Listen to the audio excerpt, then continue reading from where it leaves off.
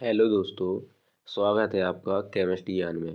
आज हम आप लोगों को ऐसे 12 प्रश्न बताएंगे जो सबसे महत्वपूर्ण हैं। ये 12 प्रश्न कंप्लीट कर लिए तो आप लोग आराम से पास हो जाओगे। और जिन लोगों ने प्राइवेट फॉर्म डाला हुआ है या जो लोग रेगुलर पढ़ रहे हैं उन लोगों ने अभी तक क्लासें नहीं ली हैं और कुछ भी पढ़ाई नहीं की है। अगर उन सभी लोगों ने ये प्रश्न कंप्लीट कर लिए तो आप लोग आराम से ही पास हो जाओगे। और जो लोग स्कूल जाते रहे हैं उन लोगों ने भी कुछ पढ़ा नहीं है, कुछ समझ नहीं आया है, तो आप लोगों को ये 12 प्रश्न कंप्लीट कर लेने हैं। अगर आप लोगों ने 12 प्रश्न कंप्लीट कर लिए तो आप लोग आराम से ही पास हो जाओगे, क्योंकि ये प्रश्न 30 अंक के हैं और आप लोग 30 अंक में आराम से पास हो जाओगे, क्योंकि आप लोगों के 12 प्रश्न कंप्लीट जरूर ही कर लेने हैं और एक भी प्रश्न आपको छोड़ना नहीं है, क्योंकि अभी काफ़ी समय है जो आप लोग कंप्लीट कर सकते हो। तो सर चलिए देखते हैं पहला प्रश्न कौन सा है। पहला प्रश्न है, निम्न संख्याओं को अभाज्य गुणनखंडों के गुणनफल के रूप में व्यक्त कीजिए। यानी कि गुणनखंडों को गुणनफल के रूप में व्यक्त करना है। ठीक है, अब अगला दूसरा प्रश्न है, SCF 306 657 बराबर 9 दिया है। क्या है? SCF बराबर क्या दिया है? 306 657 बराबर 9 दिया है। तो आप लोगों को क्या LCM ज्ञात करना है। 306 657 को क्या करना ज्ञात करना है? LCM। अगला प्रश्न है, एक द्विघात बहुपद ज्ञात कीजिए जिसके शून्यंकों का योग तथा गुणनफल क्रमशः दी गई संख्या है। इनके शून्यंकों का योग तथा गुणनफल क्रमशः दी गई संख्या है। पहला है -1/4, 1/4, दूसरा √2, 1/3। आप लोगों को एक प्रश्न अच्छे से कंप्लीट करते जाना है। अगला प्रश्न है अनुपातों A1/A2, B1/B2, C1/C2 की तुलना कर ज्ञात कीजिए कि निम्न समीकरण युग्म द्वारा निरूपित रेखाएं एक बिंदु पर प्रतिच्छेद करती हैं, समांतर हैं अथवा समपाती हैं।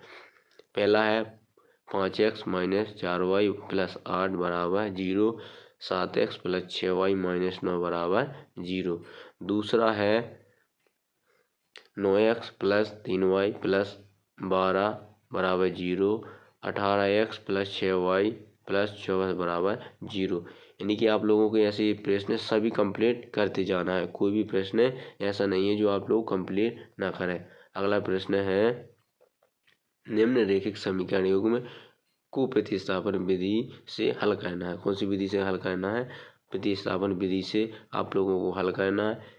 S - t बराबर 3, S/3 + t/2 बराबर 6 दिया गया है। और दूसरा है 3x - y बराबर 3, 9x - 3y बराबर 9। आप लोगों को अच्छे से कंप्लीट कर लेना है। अगला है छठवां प्रश्न, निम्न समीकरणों के युग्म को विलोपन विधि तथा प्रतिस्थापन विधि से हल कीजिए। कौन सी विधि अधिक उपयुक्त है? पहला प्रश्न है 3x +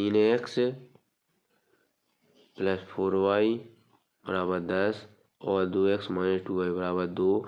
दूसरा है 3x - 5y - 4 बराबर 0 और 9x बराबर 2y + 7 दिया गया है। यानी कि आप लोगों के दोनों प्रश्न अच्छे से कंप्लीट कर लेने हैं। अगला है, जांच कीजिए कि निम्न द्विघात समीकरण है। जांच कीजिए कि निम्न द्विघात समीकरण है। जैसे पहला है 2x - 1 कोष्टक बंद, कोष्टक x - 3 बराबर x + 5 x - 1। यानी कि आप लोगों का ये वाला प्रश्न अच्छे से कंप्लीट कर लेना है और ऐसे कोई भी प्रश्न नहीं है जो आप लोग कंप्लीट ना करें। अगला प्रश्न है, ऐसी दो क्रमागत संख्याएं ज्ञात कीजिए। ऐसी दो क्रमागत संख्याएं ज्ञात कीजिए जिनका योग 27 हो या गुणनफल 182 हो।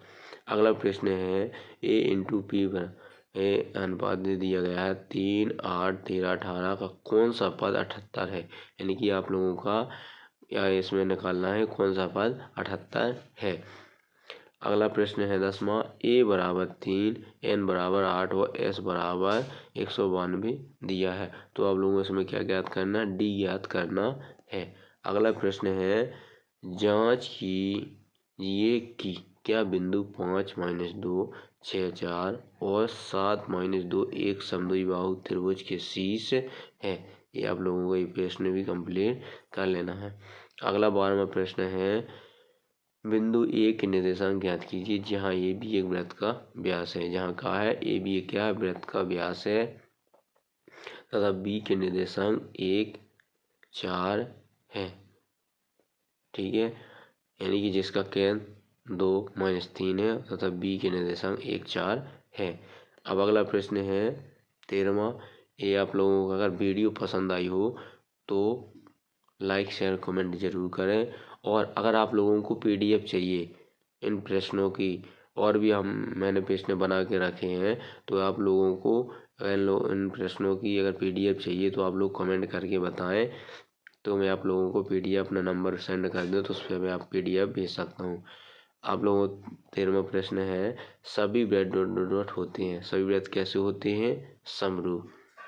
दूसरा है, सभी वर्ग डॉट डॉट डॉट होते हैं। सभी वर्ग भी कैसे होती हैं, समरूप। ये आपका जो तीसरा है, सभी डॉट डॉट डॉट त्रिभुज समरूप होते हैं। ये आप लोगों को बताना है इसमें कौन सा सही है, कहाँ पर बताना है, कमेंट करके जरूर बताना है। अगर वीडियो पसंद आई हो तो लाइक शेयर कमेंट जरूर करें। धन्यवाद।